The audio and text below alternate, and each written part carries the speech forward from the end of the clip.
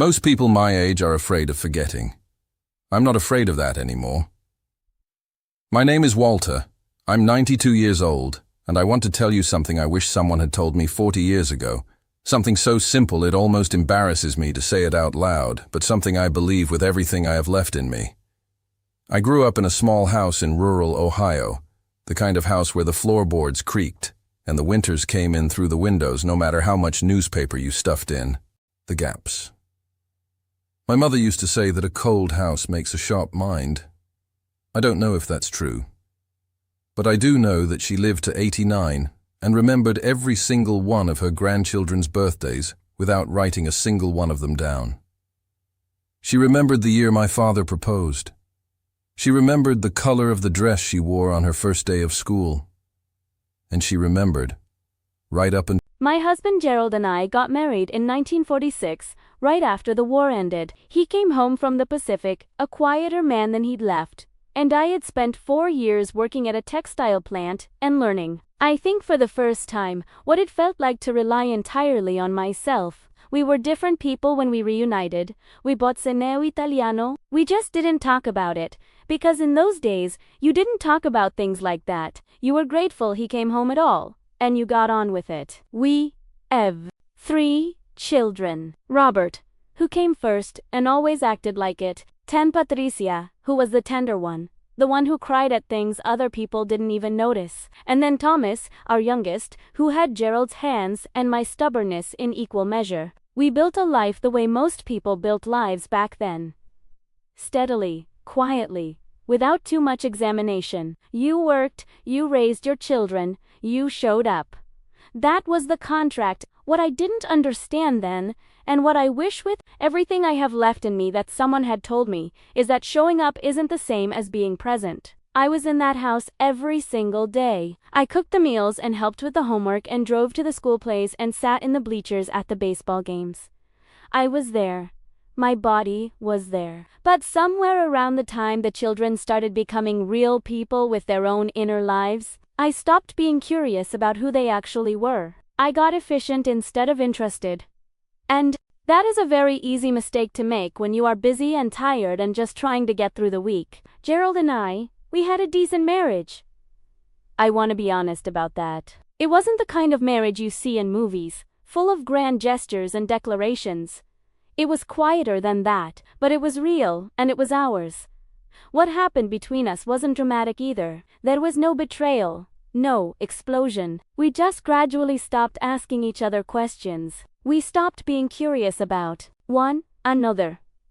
And when you stop being curious about a person, you start living next to them instead of with them. That's a very different thing. Living next to someone. By the time I was 50, our youngest Thomas had just left for college. Robert was already married and living in Michigan. Patricia was in her late 20s and working as a school teacher in the same town where we'd all grown up. Gerald was 53 and had been promoted to a position at work that meant he traveled more than he was home.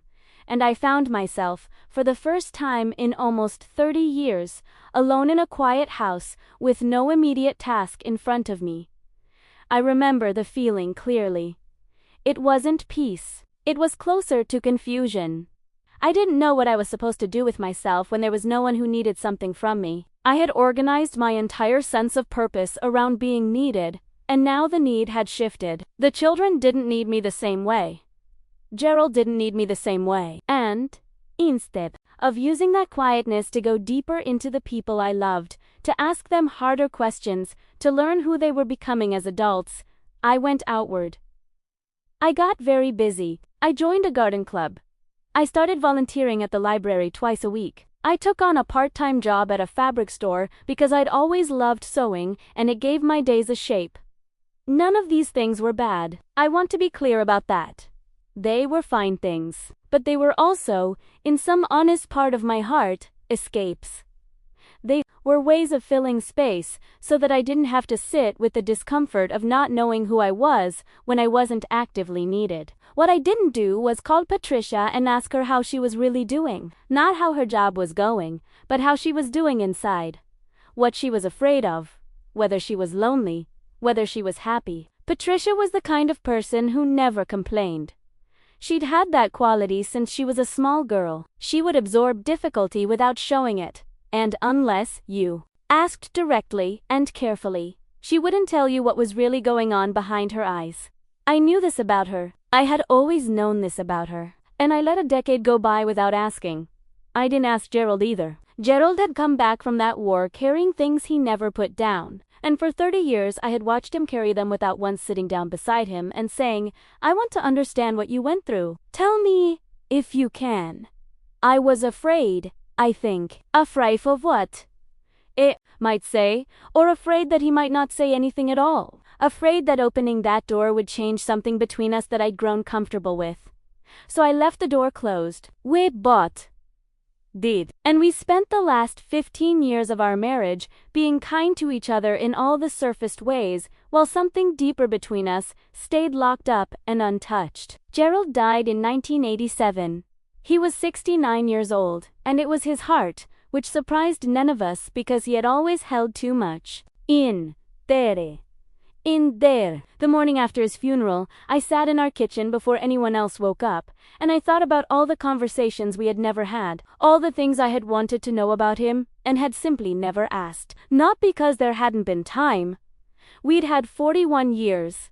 There had been plenty of time. I just kept thinking there would be more of it. That is the cruelest thing about regret, I think. It doesn't announce itself while you're accumulating it. It doesn't tap you on the shoulder and say, pay attention, this is going to matter. It waits.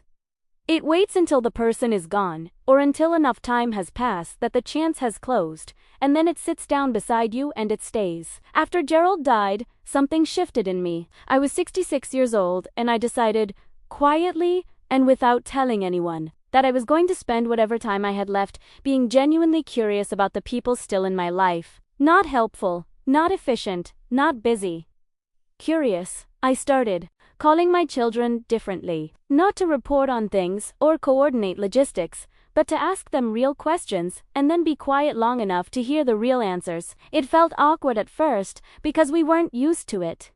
Patricia especially would hesitate when I asked her something personal, like she was waiting to see if I actually wanted to know or if I was just making conversation, and I had to prove to her, over time, that I actually wanted to know. What I learned about my daughter in the years after Gerald died could have filled a book. She had been through a depression in her early 30s that she'd never told me about. She had wanted to study art in college and had talked herself out of it before she even brought it up with me because she assumed I would discourage it. She had a way of seeing the world, a particular humor and depth that I had glimpsed in pieces over the years but had never really stopped to appreciate as a whole.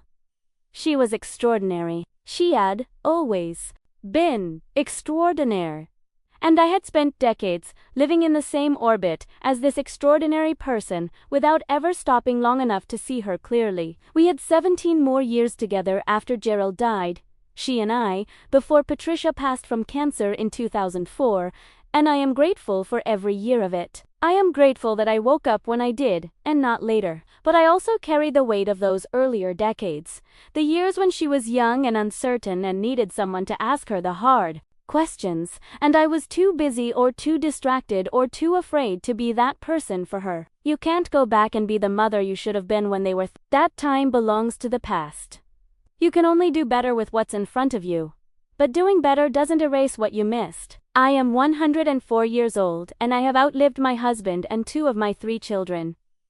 Robert is still alive. He's 81 and he has his father's stubbornness, which I say with affection, and he calls me every Sunday without fail. Thomas passed in 2019, and I think about all of them every single day. Not with grief exactly, not anymore. It's softer than grief now. It's more like a constant, quiet awareness of how much I loved them and how imperfectly I showed it. If I could sit down with the woman I was at 50, the one who was just discovering what it meant to have time on her hands and was terrifying herself with the stillness of it, I would tell her this. The people you love are not a finished product. They are always becoming something, always carrying things you can't see, always holding questions they're hoping someone will think to ask. Your job is not to manage them or to solve their problems or to be useful to them in the practical sense. Your job is to be interested in them. Genuinely, consistently, patiently, interested. Not because it will make you feel like a good mother or a good wife, but because they are real people and their inner lives deserve a witness. I would tell her that the busy feeling, that sense of purpose that comes from being constantly needed and constantly in motion, that feeling is comfortable, but it is not the same as connection. And when it's gone, when the children leave, and the husband is traveling, and the house is quiet, you have a choice. You can fill the silence, or you can let it teach you something. She would probably nod and then go back to her garden club, because 50-year-old Eleanor was stubborn. But maybe some part of it would stay with her. Maybe she would call Patricia that same week and ask a real question. Maybe she would sit down across from Gerald one evening and say, "Tell me something about yourself that you've never told me." Maybe she wouldn't wait. I have had a long life, longer than I ever expected, longer than most people who have ever lived on this earth. And when people ask me what it's like to be this old, what it feels like to have seen this much, I usually say something simple because the full answer is too layered to explain quickly. But the full answer, the honest one, is this. It feels like standing at the far end of a very long hallway and being able to see all the doors you passed along the way. Some of them you walked through. Some of them you barely glanced at, and some of them you stood in front of for a long time and then kept walking, telling yourself you'd come back. You won't come back. That's what I know now that I didn't know then. You have to open the door when you're standing in front of it. You have to ask the question when the person is sitting across from you. You have to let yourself be curious about the people you love. Not someday. Not when things slow down. But right now, while they're still here and you're still here and the door is still in front of you. That's all I have. That's the whole thing.